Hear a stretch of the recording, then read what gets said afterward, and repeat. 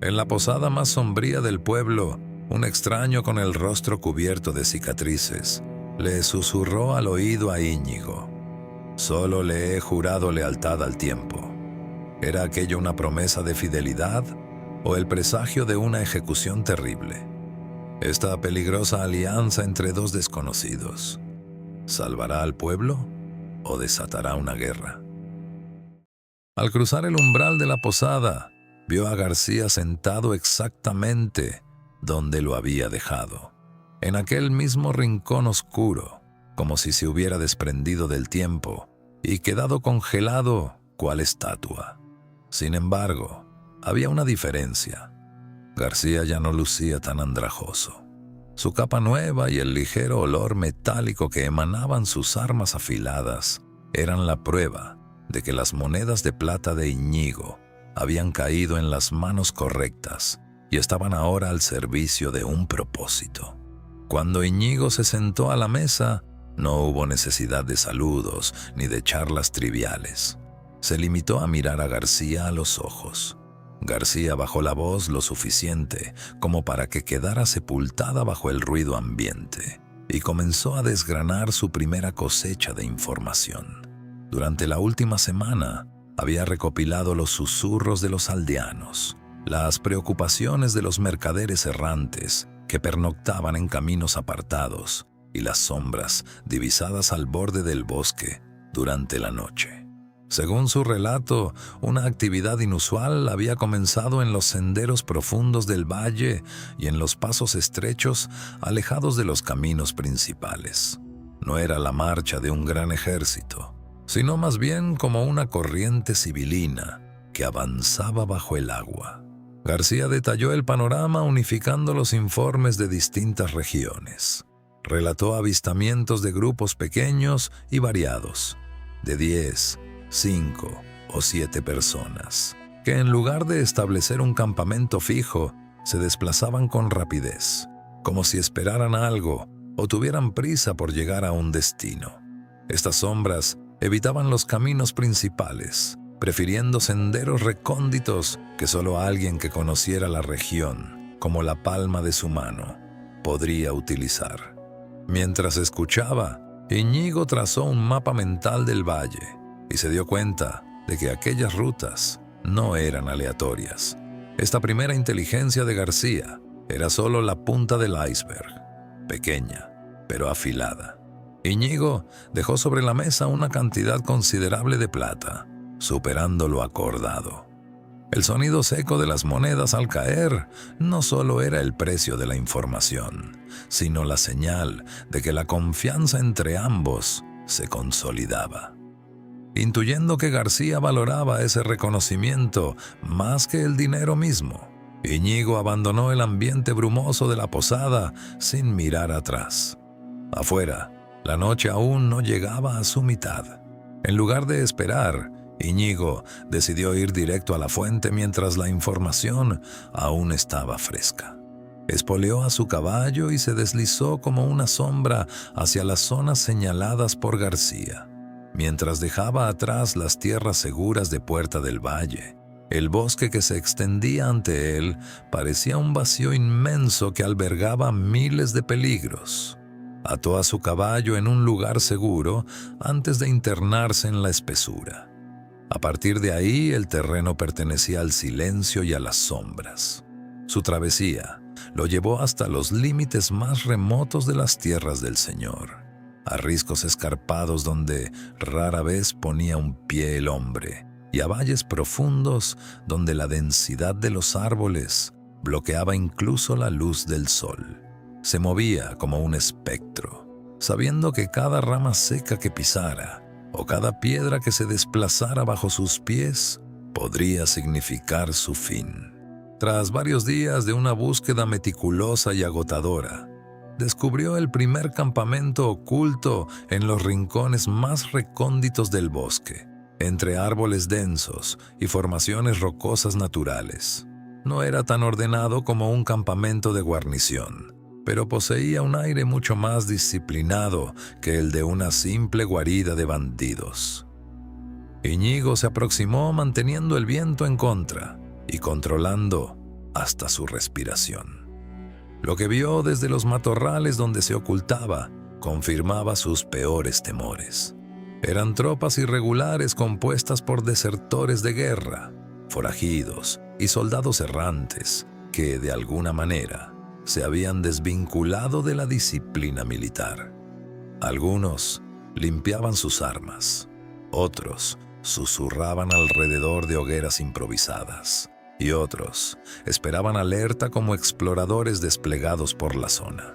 En lugar de un único gran campamento, la estrategia de estas pequeñas unidades dispersas por el bosque, pero a una distancia que permitía la comunicación, revelaba la intención de reunir una gran fuerza sin ser detectados. Al observar otros campamentos con el mismo silencio, el rompecabezas empezó a completarse. No eran simples salteadores de caminos. El desgaste de sus ropas y la variedad de su equipo indicaban que eran fugitivos, llegados de distintos lugares para congregarse bajo la sombra del valle. Sin embargo, incluso en ese desorden, había un propósito de reunión y una movilidad similar a una cadena de mando. Mientras los vigilaba desde la oscuridad, Íñigo comprendió que estos grupos se multiplicaban en silencio, estrechándose como un lazo invisible, dispuesto a asfixiar el cuello de Puerta del Valle. Cuando los primeros rayos de sol comenzaron a bañar las copas de los árboles, Íñigo emprendió el regreso para entregar a Rodrigo aquella oscura información. El valle ya no era a sus ojos ese antiguo lugar que portaba la fresca alegría de la primavera. Aquella fuerza irregular que despertaba en las profundidades del bosque le recordaba, una vez más, cuán frágil era la paz.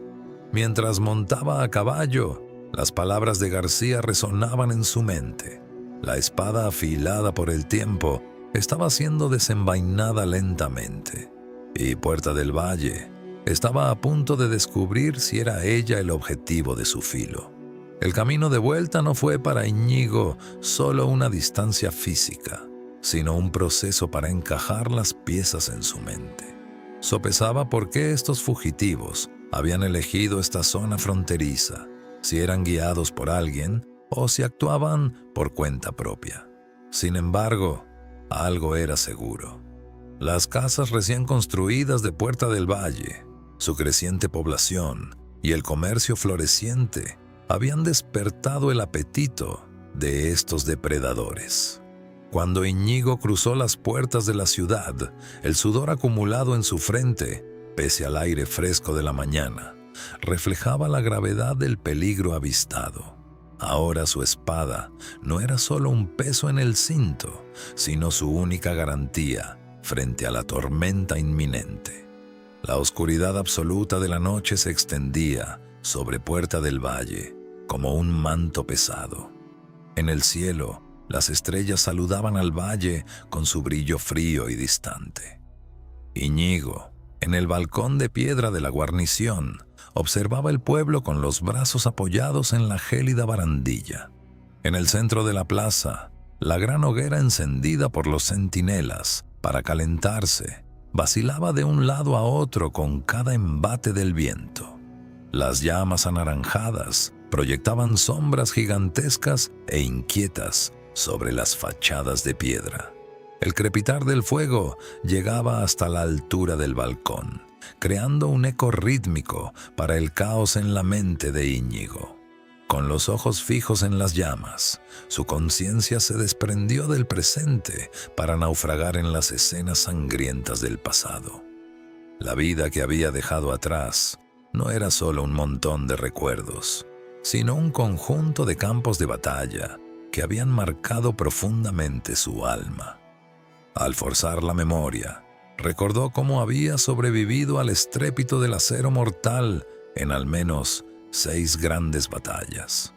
Ya no podía contar cuántas veces sintió el aliento frío de la muerte en su nuca, ni cuántas veces saboreó el gusto amargo de la victoria mientras intentaba respirar entre el barro y la sangre. Cada guerra se había llevado un pedazo de él, Recordó el frío que calaba hasta los huesos en invierno, las noches sin sueño bajo tiendas empapadas, el hambre de días y ese cansancio implacable que adelgazaba el cuerpo como un papel. La vida de un soldado no era más que sangre derramada por las líneas que los reyes trazaban en los mapas.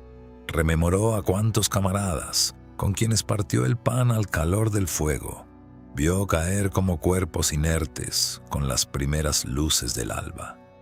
A pesar de tanto sacrificio, nunca recibió una sola palabra de gratitud de los reyes en sus palacios lejanos.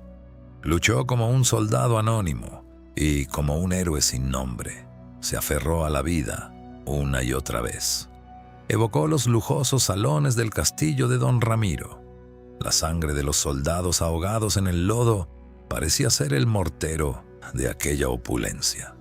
Mientras algunos brindaban con vino de victoria en sus camas cálidas, Íñigo y los suyos negociaban si verían o no la mañana siguiente en la ladera de una colina gélida. Este desequilibrio injusto ardió en su interior como una brasa durante años. Ahora, por un extraño giro del destino, se encontraba de nuevo en un ciclo similar en este pacífico valle. Llegó a Puerta del Valle con el único fin de envejecer en silencio, pero el aroma de la guerra lo había perseguido. Las noticias de García y la inquietante actividad en el bosque eran los heraldos de la tormenta.